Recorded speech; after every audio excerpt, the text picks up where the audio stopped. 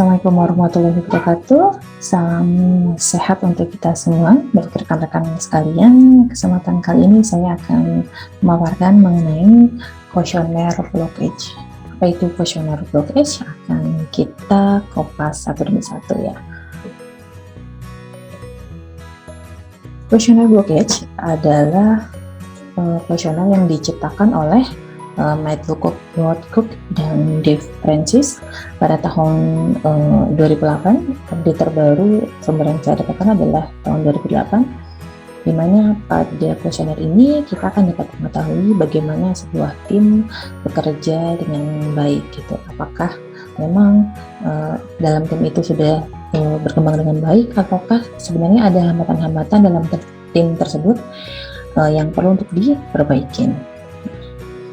Di dalam kuesioner ini akan dapat teridentifikasi 10 blockage atau hambatan, yaitu yang pertama adalah inappropriate leadership, kemudian unqualified membership, lalu unconstructive climate, unclear objective, low standard, ineffective work methods, insufficient openness and confrontation, undeveloped individual, low innovative capacity, unconstructive inter-team relationship. Itu sebagai hambatan yang terakhir. Nah, akan kita bahas satu-satu, mulai dari inappropriate leadership atau kepemimpinan yang tidak baik.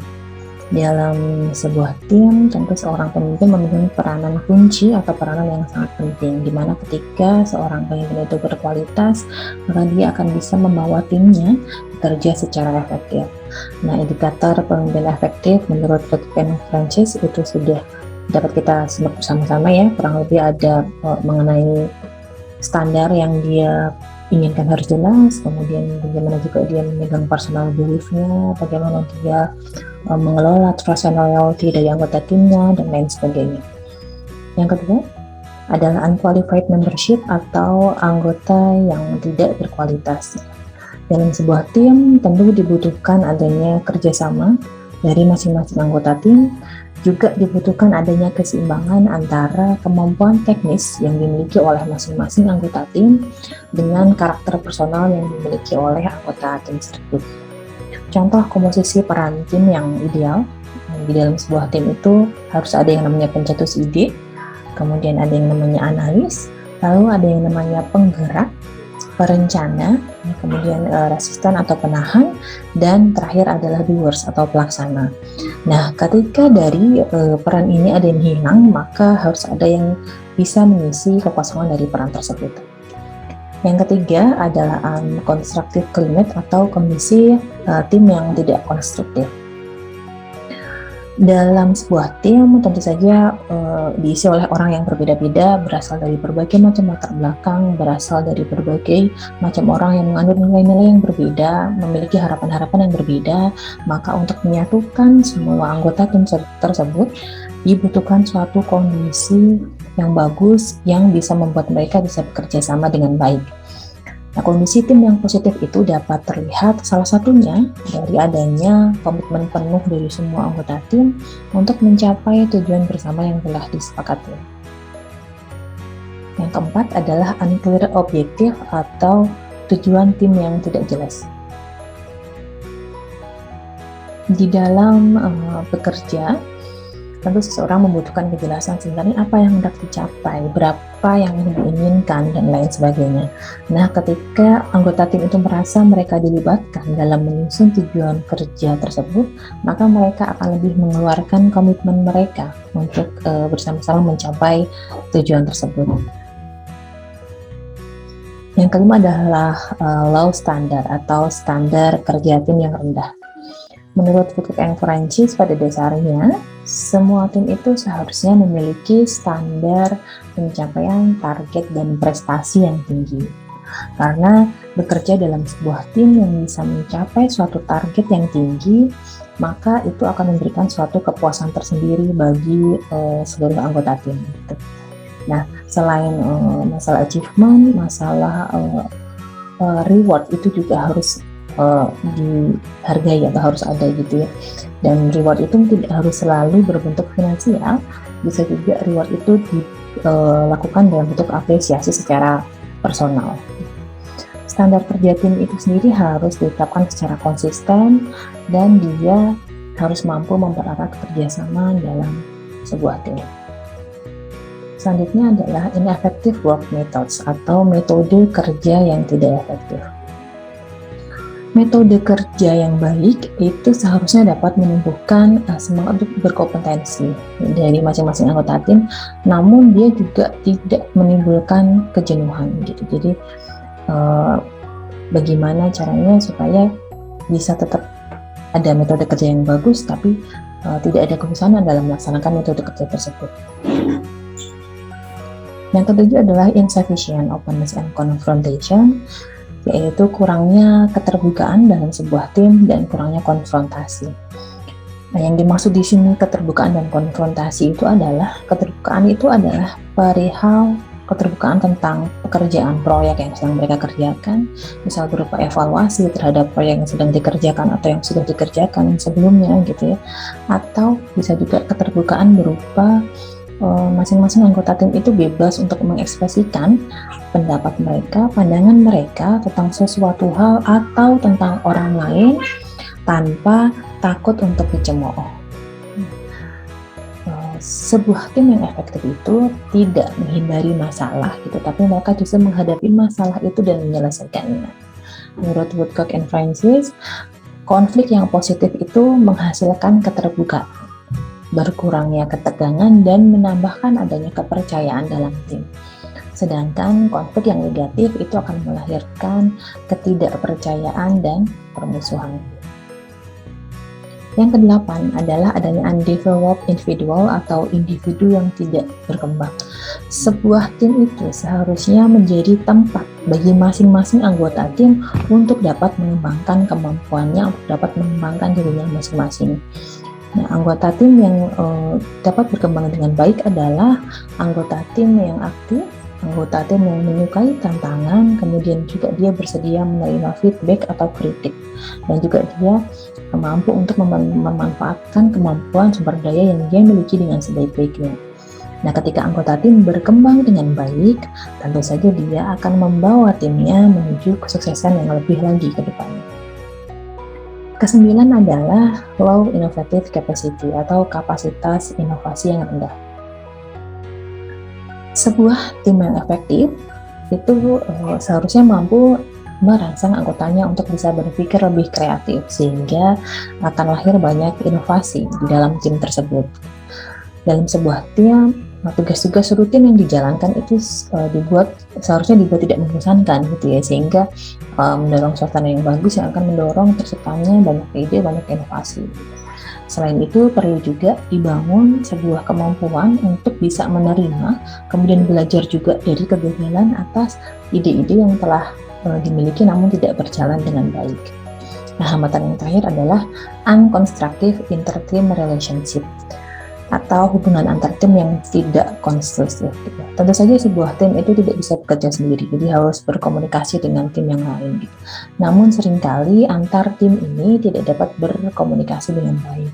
Nah, disinilah peran pemimpin sangat diperlukan untuk membangun kerjasama antar tim dan mengurangi silo-silo yang ada. Bentuk dari kuesioner tim blockage ya. Setelah tadi dipaparkan mengenai 10 blockage yang dapat kita identifikasi dari kuesioner tim blockage tersebut.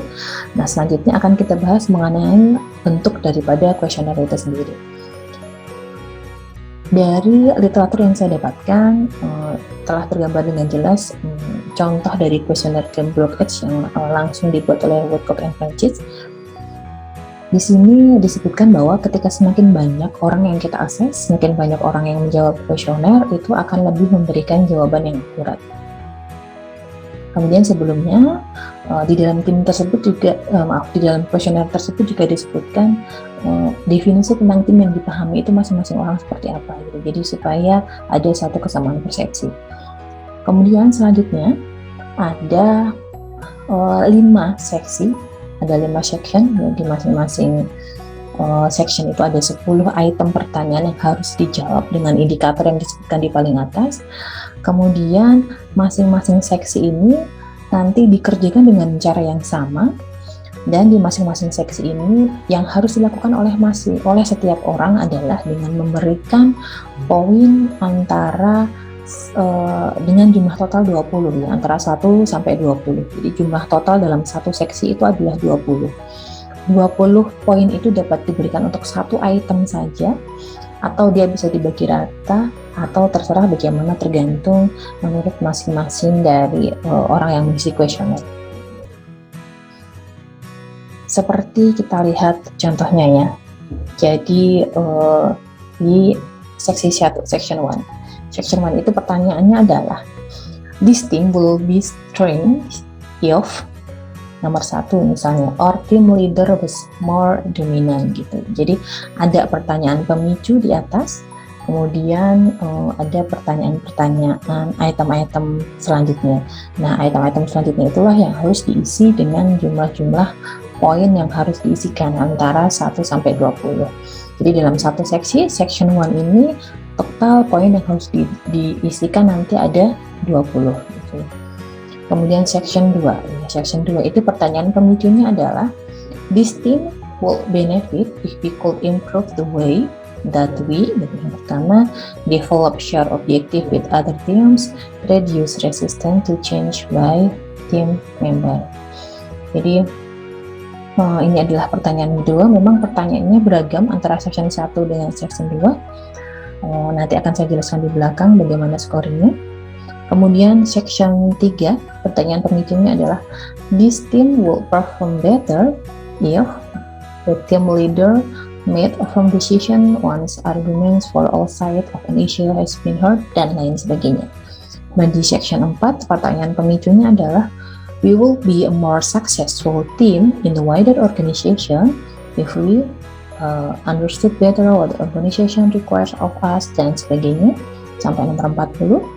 Dan section 5 itu pertanyaan pemicunya adalah, the team's key development needs are to, nomor 41, develop more focused leadership, extend the membership of the team, dan sebagainya, sampai nomor 50. Total ada 50 item. Seperti tadi saya sampaikan, masing-masing section itu total yang harus diisikan adalah rentangnya 1 sampai 20. Jadi karena ada 5 section, nanti total seluruh nilai yang didapatkan untuk kuesioner ini adalah 100 ya, 20 kali 5. Kemudian scoringnya ada di dalam lembar scoring berikut gitu. Jadi scoring sheet-nya adalah berbentuk seperti ini. Kemudian ini adalah pertanyaan-pertanyaan yang tadi ada di masing-masing section.